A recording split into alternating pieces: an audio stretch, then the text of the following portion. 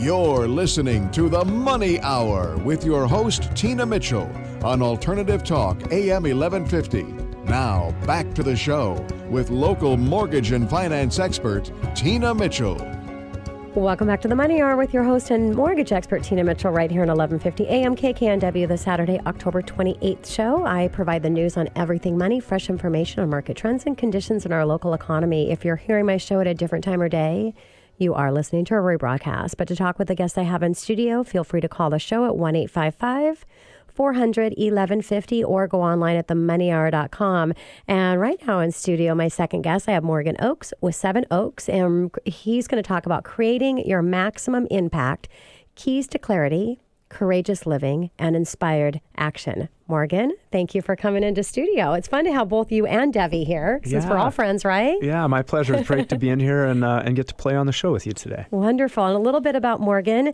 Dr. Morgan Oakes is a transformational keynote speaker, high performance coach, and a Seattle chiropractor whose passion is empowering people in every facet of their life. Dr. Morgan's gift is inspiring audience and clients to develop and trust their intuition, integrate their life wisdom, and cultivate the courage to take inspired action.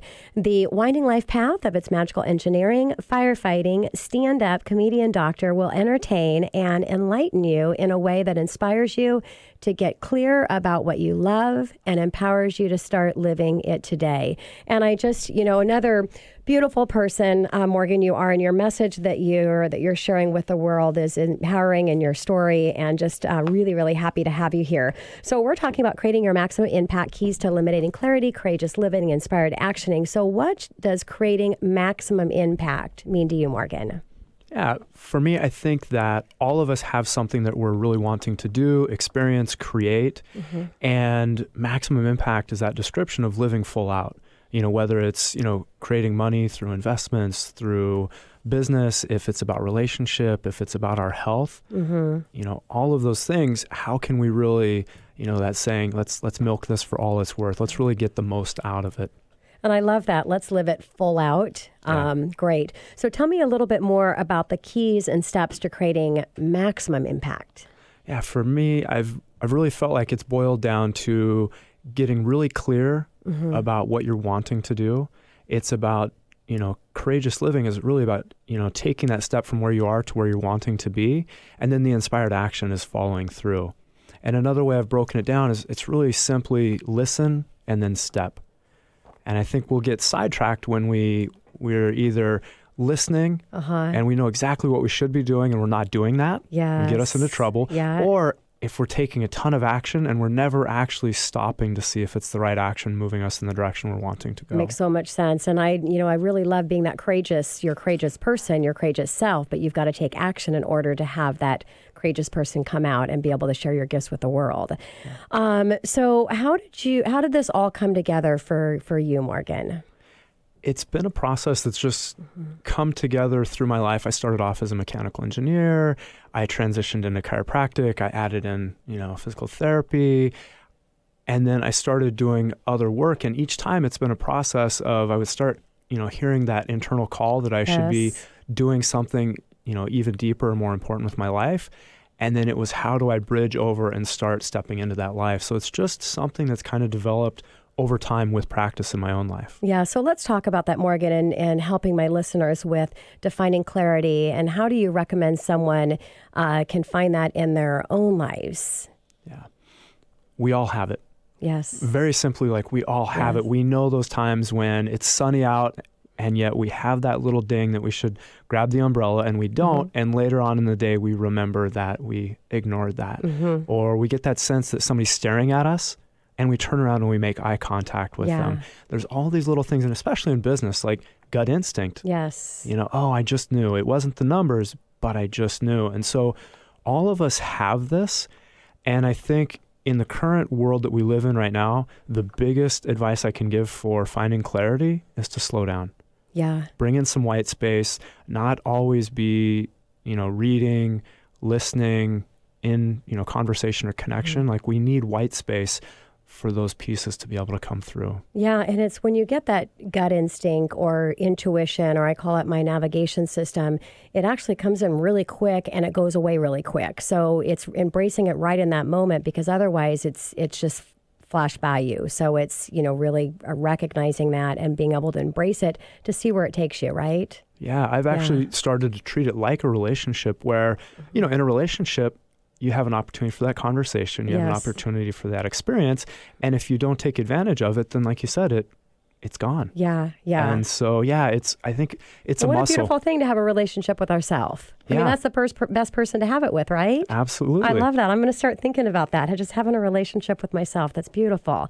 So, Morgan, why is it important to my listener to pay attention to their intuition? Not everything that is important in life, whether it comes to money, finances, business, relationship, health, not all of it's data, not all of it's something that you learned in school, not all of it's something that you pick up in a business journal. At a certain point, we need to implement, and that's where I think intuition comes in.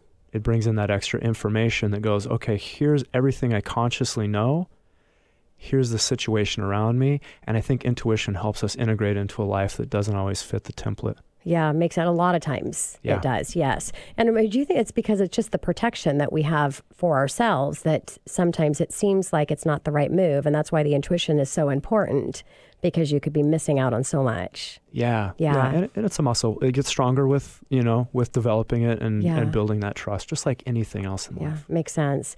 So what does being courageous mean in respect to creating maximum impact?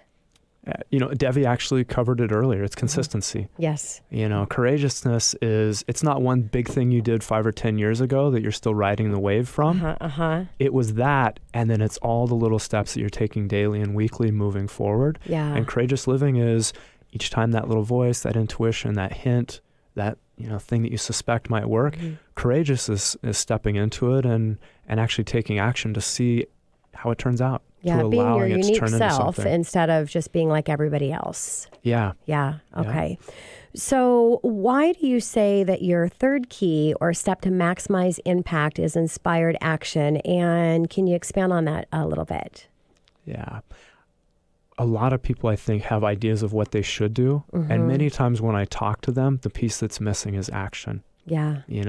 It's like being on the outside of a city and continuing to ask for directions, but never walking that first block into the city. Like you have to do that before the next set of directions makes sense. And for the definition of inspiration, it's something extraordinary, almost as if it came from outside of you. Yeah. And a lot of times that's where I think our really big breakthroughs, the big business deals, when you go back to those things that we hear about that are so impressive in our life or somebody else's, it was something inspired that they took action on. Yeah, and you think it's important, too, to really recognize where your ideas are coming from, because, I like to go back and go, wow, I had no idea that was going to connect anywhere, let alone to connect to that. And so it really helps to kind of pull the whole picture together of our journey through life. Yeah. Have you ever seen, there's this artist that will perform at like big sporting events, and he throws paint at a canvas to like heavy metal or like rock music. Oh, wow. And at the end, you're like, I have no idea what he created. And he turns it upside down and it's like Jimi Hendrix. No way. And I think that's life. Like life is throwing all these globs of paint. And if we keep listening and participate, at the end, it can be something really beautiful. We may not see it getting created in the time, in the moment. Love that. Yeah. So Morgan, when your suggestions are followed, what can you expect to happen? Yeah.